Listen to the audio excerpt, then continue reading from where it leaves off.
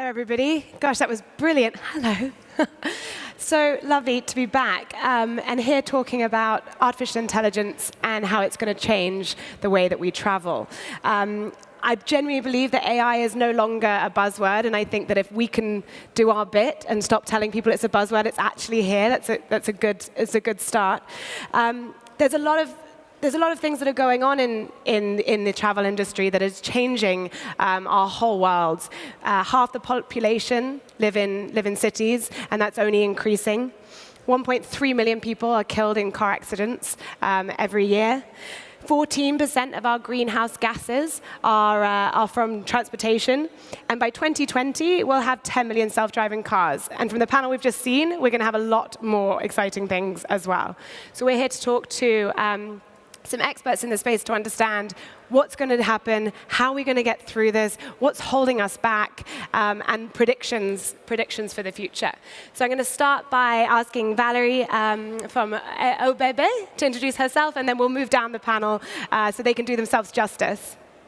Yeah, thank you very much. Good day from my side. I'm Valerie Hackl. I'm member of the board at the ÖBB Personenverkehr AG.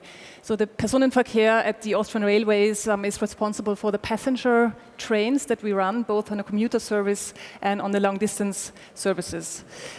To provide you with some figures, with some KPIs, we run on a daily basis around 4,400 trains every day. In peak hours, we run up to 600 trains in parallel on our tracks. We carry around 460 million people every year, and to put this into perspective, if you take the Lufthansa group, within 3 months we more or less have carried their whole passenger volume of a year. So this really indicates that we have a product, a transport product that carries masses on a day-to-day basis. Per day, 1.3 million commuters and long-distance travelers that we assist on the journey. Amazing. And I think to maybe introduce my part, what I find very interesting for the train services is that our company, our industry goes back 180 years. Wow. That's when the technology of running trains was initiated, and still we are now in times where principles of running trains are modern and state-of-the-art. If we think of, let's say, environmental protection, with more than 90% of renewable energies that we use for our train services, we really here mark a state-of-the-art product. Same with autonomous driving. If you come to the public transport sector, you can read a book, you can look out of the window, and this is a principle that is now being applied to the private mobility sector, which I find very interesting, that ÖBB, just like DB, SBB, etc., combine the long history and are now state-of-the-art transport mobility service. Amazing. And Marcus from Wirecard, how would you introduce yourself? Yeah, my name is Marcus Braun. I'm the CEO of Wirecard. Wirecard, I would define today as one of the strongest growing digital platforms in the area of digital payment. We are connecting consumers and merchants over digital payment processes today in all sales channels. Of course, very much we are coming from online, but today we're also addressing mobile and, of course, very much also the point of sale. We call it the e-point of sale, so we're using internet paradigms of internet technology and digital at the point of sale. Of course, we are seeing, for example, one of our core industries is also the travel industry. I would say we are today doing processing and acquiring services probably for over 80 airlines. We're behind many of the big booking engines. I think that our experience, and this translates a little bit into one of the themes we're discussing today, how is our data-driven services in the area of machine learning and artificial intelligence transforming the industry. I think already since years, we are using such paradigms in the area of risk management, for example. So as we have, of course, enormous insight into the data flows, we have built since the beginning around the nucleus of payment a complete ecosystem of different value-added services that very much use the data that are generated by the payment process for additional, let's say, services. One is, of course, risk management. In the future, I think, when we come to travel, it will be very important to provide services across mobility platforms. I think a car is a mobility platform, a train is a mobility platform, an airline is a mobility platform. I think there is a very big, or there are a lot of opportunities there to optimize processes across platform, and data will be the key driver for that. I think there is enormous efficiency gains in there for the suppliers of these services, as well as for the consumer. And of course, we will be a very active part in this area. Perfect. And George, tell us about Teralytics. Sure, very happy to. So George Polzer, co-founder, head of product at Teralytics. We are collecting anonymized mobile network data. So the data that's being generated by the phone in your pocket, talking to a cell tower. This data we are collecting, and from this data we understand human mobility across all modes of transport at any given moment. So we understand how many people take a train. We understand exactly how many people have switched from taking the plane from Munich to Berlin to the new high-speed train from Munich to Berlin, right? So these kind of data sets we are collecting here in Germany. We're covering around 40 million SIM cards. This is all anonymous, of course, all aggregated, so we don't know who is behind it. But what's important is that we see the mobility across all points in time, across all modes of transport. And that's really key, right? Because if you think about a player like a car manufacturer, a player like a ride-sharing company, they only see their own view, right? They see what the BMW driver see, like how they behave, right? They see how an Uber customer goes, but they don't see the first mile, the last mile. They don't see what happens when they take a train instead. And we really see this complete picture across all modes of transport, and we're really excited about these new mobility services that we can help to design better and offer at the right places in the right moment to the consumer. Awesome. So I think I just wanted to let everyone know that if you want to ask questions, do put your hands up, and I can field the questions for you. I've got enough for us to go on, but it's always worth letting you know that you should join in as well if you'd like. So my first question is actually more about people and the humans. I don't think I've ever heard of someone say, I'd like some AI in my transport. What have you seen the travelers in your network? What do they actually really want from you? So what we see is there are certain factors that people look at when they decide for which mobility transport they go for. First of all, accessibility and density. So if you don't have an Uber at hand, if you don't have a train that departs in the next couple of minutes, you will not choose for this way of transport. Secondly, of course, always price. Price-value ratio is very important. Third, I would say, and that's actually very interesting, where AI comes into place, is the first and the last mile. So if the person is not able to go from door to door, but has to plan his journey fragmented, finding one operator, then the next operator, it becomes very unattractive. So what we have to provide as mobility providers is a seamless travel journey, also taking the hurdle of the first and the last mile. Yeah. And what have you seen in the data, George, that you're able to see that people are clearly moving from, as you said, all these different transports? Have you seen a different demand than that? What do people really want? So I mean, yeah, I think first mile, last mile very well resonates with me. I'm flying to Singapore later today because one of the big questions we helped answer the Singapore subway system is exactly this first mile, last mile, right? Because I mean, the Singapore subway system is one of the most reliable ones in the world, I would say, right? They're always on time, they're very well run, but they have very little understanding, as I mentioned before, right? What happens before and after people are on the network, right? So how long does it actually take them, and what options do they have? And frankly, us as consumers, we are now confronted with a whole range of services. I mean, also the Singapore sidewalks are getting crowded by these stationless bike sharing schemes, where I would also, dare to say that some of the innovation is ahead of a properly well-designed framework set in place by a city, by a regulator, that makes the whole overall first mile, last mile offering convenient and also understandable from consumer side. And so we believe that data needs to play a much stronger role in shaping that future. Right? I think the regulators have been on the back foot there, right? They've more reacting than proactively shaping the regulatory frameworks. Right. And I think the public sector needs to be a part of the solution, right? I mean, many of these innovators are painting the public sector as they are prohibiting innovation, but I think they need to be part of the solution and not just prohibiting it. Yeah. Marcus, what have you seen as the best solutions in this space for tackling things like that last mile and different people on different transport? Yeah.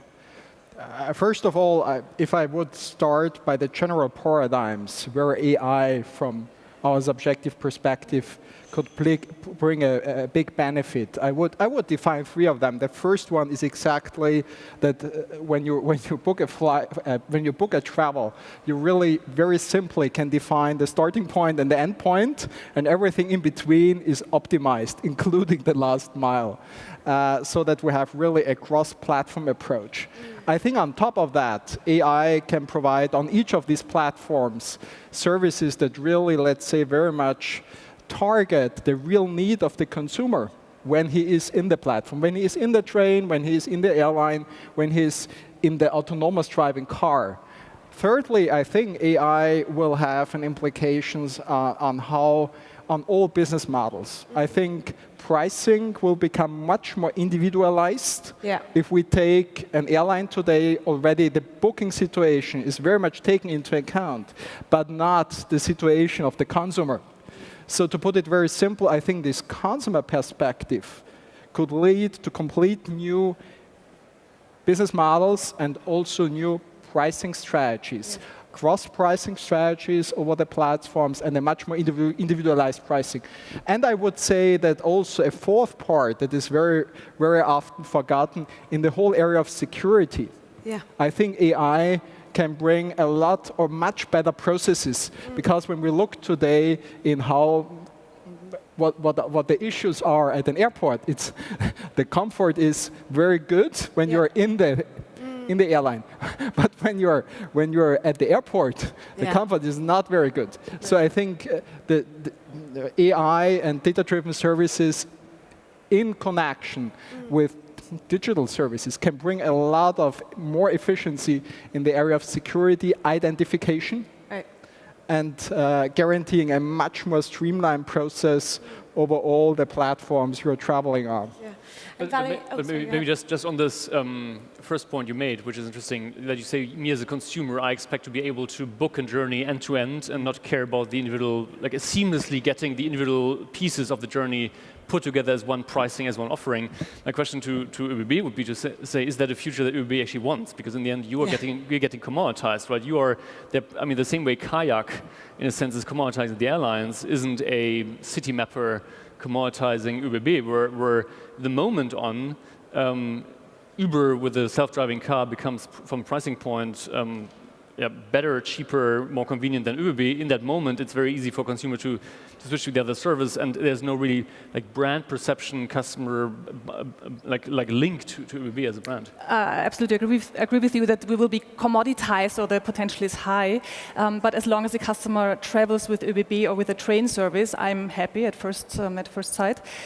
Secondly, of course, we do try as well to provide the customer with a seamless travel journey as well. So that's why we launched, for example, Rail Drive, so we can deliver the customer also the last mile when he or she arrives at train station, so he or she gets to the final point of destination, on one hand. And the second hand, we try to assist the customer as well, never mind where he or she travels. And I think that's one of the things that you mentioned. AI needs to address the needs of the consumer as well, not only of the surroundings of the actual business. And as long as you know the customer, understand what his needs are, and as long as you assist the customer along the journey, especially when things happen that shouldn't occur, when cancellations take place, when delays take place, the customer needs support. And if you are able to step in and provide the support, you will win the bet over mobility, I believe. And that's something where many operators, but also other digital companies, will try to go in and have another layer of competition, let's say. So it's not only the carrier itself, but it's also a layer above. Yeah. Exactly. And what technologies are you using? Oh, go ahead. Just one point to this discussion. I think that no matter what kind of, let's say, participant in the value chain you are, whether you're an incumbent player or whether you're a new innovation, technology-driven player, I think you must define your digital platform. So a train of the future is a digital platform. And I think there are a lot of new additional services in there. So I think you will get less and less money for just doing the mobility process. And you are getting more and more money, so to say, for the additional data-driven value-added services that you are providing in the time that the consumer is sitting in the autonomous car, is sitting in the train, is sitting in the airline. I think this is also a big paradigm shift. And of course, this must be driven strategically. But then I think for many players, there's a good chance to even increase their business model. And I think that also incumbent players that have very often enormous access today to the consumer, because they have a very strong market position in a specific market. Of course, they have today access to what is the most important part. This is the data. So ÖBB is seeing a lot of data every day. And I think this must be used for additional services in the next years to come. And then I think for startups and new technology, there's a lot of room, as well as for, let's say, the incumbent players. But it's a mind shift in the strategic thinking. The infrastructure in itself will always be important, but in the business model will go down. And I think the additional value-added services around data, they will increase in the business model. Valerie, do you think you've made that shift? Sorry? Do you think you've been able to make that mind shift? We're in the process of making that shift. Yeah. So this is something that will take a couple of years, I believe. Yeah. You were going to ask a question. And sorry, just to also put this into perspective, I mean, we are all living in cities, right? We are using Uber, we're using Lyft. I mean, we are a very, very small fraction of the population, right, that has the necessary density to make these new mobility services viable, like from an economic perspective, right? I mean, many people in the rural areas, they're still driving their car, and they will be driving their car the next, I mean, I would say at least 5 years, right? Because it's just not economical to offer an Uber, because liquidity, both from a supply and demand side, is just not there. So I think there are players like an Uber who do have also a public a mandate, right, to serve these areas with mobility. I think these are the ones that will, in the end, bring also change to the non-dense, non-city areas. They need to play a key role in that. And maybe even move people back out of the cities as well. So the nature of work is changing so much. You're almost able to help that nature of work change. Where are you seeing artificial intelligence being deployed across the end-to-end journey the most? Well, what's your hope? Where would you want to see AI deployed across the customer lifecycle? In terms of services, you mean? What kinds of platforms and services? Are you focused more on, as we were talking about, the journey, or self-driving trains? Where do you see it? There are all different kinds of areas and use cases. We try to, of course, optimize the process of traveling itself. So let's say in predictive maintenance, in maintaining the rolling stock, the trains, here we use AI to optimize this process to be more cost efficient. On a consumer level, we recently launched platform that is called Wegfinder, which allows to get information and ticketing, which is a very important add-on for different transport modes. So not only trains, but also buses, cars, etc. So this is where we try to consolidate different operators and provide the customer transparency and orientation, and then finally also selling the ticket and ideally assisting the customers until the end of the journey. Right. So this would be a use case where we are going for. Right. And how big is your data science team need to be in order to start working on things like that? How long did it take you to build the team up? it's as I said, it's in process. We have around 150 engineers that are working on coding and things like that. We are building up data teams nowadays. I'm sure you're more expert on this part. We have the capabilities more on the transport mode. So we're right now trying to understand what the data that we are having and how we can use this, how we can add it with other data in order to get more insight into travel intelligence. I think that's a very important point. I think the success factor will really be connecting services over platforms, and also that a single platform, for example, ÖBB, opens up to other players, so that there is a cross-optimization possible. We do this since some time. We're partnering with a lot of complementary players in the industry. I think it's not good to protect, but it's good to open up and really think from the consumer and think about how do we, for example, combine powerful payment data with social media data, with other data, to really come up with this optimized process and then optimized service. So I think a big second trend that will enable strong data-driven services are really open platforms that define interfaces, how to connect, and really think from the consumer how you can optimize, for example, this end-to-end journey for the customer. Yeah. George, how have you seen that with the data, making sure that you get access to this data, especially when the big companies don't really like giving access to data? How's that been for you? I mean, we have fantastic partners, right? I mean, our telecom operators are great partners, but also for them it's new, right? I mean, getting a admittedly small company, tiny compared to their sizes, right? Giving them access to their data is a big thing, right? And I can only encourage large companies with access to large amounts of data to make this easier, make a dedicated process also available for startups, for young companies to get access, build products, build expertise on these data sets, and then in return, for example, secure favorable terms in return, right? For example, with that company. Getting me as a large company helping that startup off the ground, getting something back in return. So I think there's definitely some best practices to be learned by some telecom operators who we work with, who are very open, very welcoming, giving us access to this. And so also to your point, I don't think all the regional train operators will need to build their own data science teams. And I think it doesn't make sense, and also from all the way down to the salary structures of these companies. I think it will be hard to do that. It's just more important to make sure you are agile and fast enough, harnessing the help, leveraging the support from technology companies on the forefront who have the ability, who have the teams. Let them into your organization, let them play with your data, let them build services on top of it, and add value to your company. I think that open-mindedness versus keeping your data closed is important. I'm not advocating put this data on a platform on the open web. I don't think that leads to anything, but very structured, focused initiatives around your data and how your data can be used and merged with other data sets is the way to go. Yeah.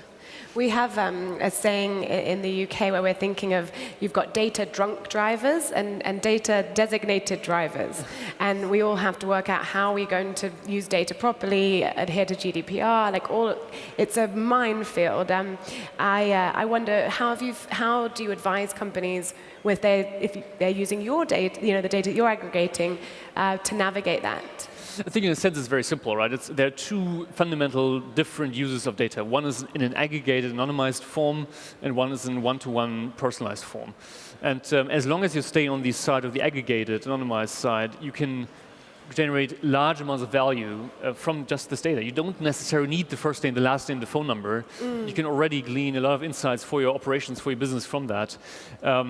Once you start touching the personalized data, thankfully, we need an explicit opt-in from the person behind it to leverage such data sets. And our data is following that mantra, of course, and I encourage everybody else to do the same. Everybody who tries to leverage personalized data on a person-by-person basis without an opt-in, I think that's not viable. That's not the future. Marcus, how have you tackled that in your business, where you have so much information about people and their spending? Sorry, I didn't get the question. How have you tackled privacy issues, data protection, when you have more information about people's spending that you could use that clearly you might not? Yeah. Let me first say, in our industry, of course, there are clear compliance rules, and we simply apply them. I would like to exactly come to your point. I would say at 99% of processes, it's aggregated data and statistical abstract data. So it's not personalized data that is directly, let's say, forwarded to somebody and used, but it's really an aggregation of data. And out of this aggregation, strong algorithms define over pattern recognition, machine learning paradigms, what probably is best, what is a very good, let's say, complementary service that could be offered. So on this basis, I think we have today perfect rules in place on the one side to protect data and to protect the consumer. On the other side, I think we have enough freedom to really come up with these new powerful tools that will bring down costs for the consumer in many areas, that will bring down efficiency. For example, over our risk management, we manage in average to raise convergence at least by 5 to 10%, by bringing down fraud by over 50%. These are real, let's say, quantitative value adds. Or when you use such tools, even in today's version, on the loyalty component side, you can increase very quickly the conversion rate by 10–15%. This shows there is really something in there that provides an additional value add. And I think if it provides a real value add, it is accepted by the consumer. And on the other side, of course, we today have perfect rules in place how to use this data in a compliant way. It's interesting that you think they're perfect rules in place for today. What about for a more AI-driven world, where we don't know why an AI made a decision? Why did it recommend we take one route versus another? Does it make that recommendation because we are female or because we're older? Or what I think we worry about is the rules are in place today for a big data world, but for an AI-driven world, we have a whole nother challenge, and I'm not sure that GDPR is enough for when we have we have a right to an explanation, but an AI is very hard to give that explanation. Have you seen that in your use of AI being a challenge yet? So maybe if you allow, just very briefly on the point before, just one interesting example, which is Here, right? Everybody knows Here as this mapping provider that was bought basically by large car manufacturers as a company to pool their traffic data in, right? So their traffic speed data. And so the interesting model here is that the car manufacturers are not pooling their individual level location data, right? This would be super sensitive. What they're pooling is a derivative of that, which is just the speed data per street segment. Right. So they're taking a derivative of it, pool it in a central company, and then have coverage very detailed across the world. What is the traffic speed on every road segment, on every street? But sorry, just as a sorry, Mark, back to your question in terms of does GDPR cover also these questions around what happens if AI goes wrong, who's responsible? Definitely not, right? So this is not the intent of that regulation, and frankly, at the moment, there's very, very limited experience in how to structure a policy framework around that. I mean, one of the big challenges I just want to illustrate with a recent paper that was released. I mean, we all know that computer vision is great, right? And Google has on the Android phone, you can just take a picture of a thing and tells you this is a cup of coffee, right? Yeah. But there was a research paper which said when you place a small black pixel on a random place on that picture, suddenly the algorithm, and it's still you as a human say, of course that's a coffee cup, right? There's a small black pixel on that picture. The algorithm completely goes haywire and says this is a car, and so that's sensitivity, and you don't know why. That's the scary thing. You don't know why the neural net said this is a car instead of a coffee cup just because of the small black pixel. And so I think these nonlinearities in neural nets and the fact that you can't prove how this thing will behave in all edge cases, I think will be a major challenge to any regulator that tries to come up with it. I would just encourage the regulator to be relaxed, right? So, and this is tough, but if we think about how many people die per day on the roads by people driving, and for some interesting reason, we as humans put much higher standards to the software versus human drivers, and I would just encourage there that the regulators are taking a middle ground. I'm not saying we're allowing the same mortality rates as human drivers, but at least be not as strict as saying zero death rate, which would, from my perspective, prohibit innovation, right? And I think there is very much also competition going on between the different regulatory regimes. And I want to make sure that Europe doesn't fall behind in the face of American cities, for example, already allowing self-driving cars on the roads. Yeah. Valerie, where do you find yourself falling within this argument? You obviously need to innovate, but you need to be incredibly careful. What kind of discussions go on at your board? Well, I figured that in my industry, AI is more of a support for analysis, for making decisions, so you get better data, better insights through the combination of different data sources. So we, as managers, can make better decisions. We, as engineers, can make better decisions. I think the next step will be that machines make those decisions instead of the human being. And I think here's what we heard today already is that the key is trust in what the machines do, in the algorithms that are behind. This can only be gained over time and step by step. I think that's key in the whole process, both for politicians, for the economy, for managers, etc., for customers as well.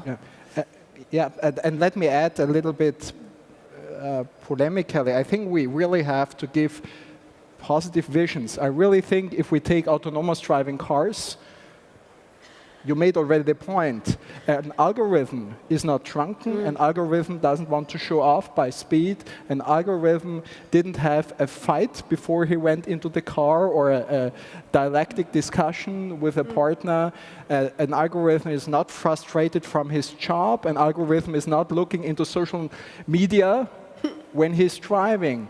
So, yes, we can discuss this famous trolley problem, but I think there is so much in there that really brings for all of society a strong benefit, not only by people being dead, but or improvements in this area, but also traffic jams. 80 or 90% of the reason of traffic jams is not only, let's say, the magnitude of cars on the street, but the behavior of the drivers. Yeah. So there's only in this separate problem, there is so much efficiency gain and value add for everybody in there that I'm absolutely sure that the regulator would be very wise to allow it to happen. Yeah. So. I worry that us as humans will never get insurance because it will be so much more unsafe for us to drive versus either autonomous trains or cars or planes. We have, I think, about 5 minutes, I think. What I thought would be good was to hear some of your predictions for the future. Maybe if we start with you, Valerie, how do you think you'll arrive here at DLD in 2038? Of course, by train, that's for sure. By train. As I did today. Who will be driving your train? Or what will be driving? That's another question. No, so I think, as we already said, I think there won't be one prevailing technology that will carry the masses. It will be different providers that will be in the market, and it will be the challenge to have an integration, system integration, service integration of those different mobility providers in order to have one seamless travel journey. And I hope that the train will maintain as one of the dominant carriers in the future. So do I. Yeah, let me say, I think that I would see a long-term phase that I would call, or that will go on for over 10 years, that I would really call the golden age of digitalization and artificial intelligence. I think these are such strong growth drivers that I think globally growth will be main, or a big driver of global growth will come from this area. I also think that, because this is very often the discussion, much more jobs will be generated than will be taken away by these processes. It will affect all industries. It will affect mobility industry. It will affect retail, fashion, food. It will affect all industries. But I think, like electrification, it will bring much more new processes and services to the table. And I would give here a very optimistic vision. I'm hopeful that in 2038 we already have self-driving or self-flying cars that are relying on sustainable energy. Yeah. I think also in the area of sustainability, digitalization and technology in general can bring a lot to the table. So I would be extremely positive that we'll see a very strong development until then. So how are you going to get to DLD, though, in 2038? Sorry? How are you going to get to DLD in 2038? By an autonomous flying electric car. OK. I wonder if it will be called a car by then. And George? Yes, I mean, it's inherently hard to predict, right? Because we're not talking about phones that have a replacement cycle of every 2 years, and so the innovation pace is very high. You're talking about physical devices. If you think about 17 years back, right? It was the year 2000. We were driving cars. We're still driving cars today, right? There were trains, there were planes, not very different, right? So then 17 years ahead, right? I mean, definitely we'll have autonomous cars. There's no question around it. I think if you think about what compromises we are willing to make today, right? Because of such bad transportation. I mean, I'm living in the West Village in New York, right? And there's no nature. It's all roads. It's super dense, and it's just a compromise to make it convenient to be fast between where I live and economic opportunity, right? And so I definitely want to make sure that in the next DLD, right, or DLD in 2034, I actually won't be here, right? Yeah. Right. I'll dial in via AR, VR, and I'll be sitting on my farm somewhere in the Hudson Valley, right, and not in the city, and just be relaxed and have fresh air, right? Yeah, you won't get to go to the bar afterwards and have lunch. So thank you all so much for your time. I hope we get to keep this conversation going on downstairs afterwards.